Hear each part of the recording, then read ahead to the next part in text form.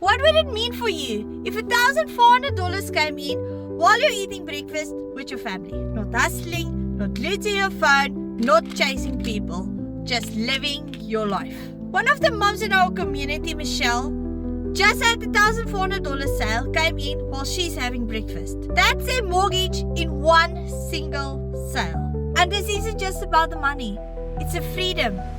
She had been thinking about starting something for 5 years.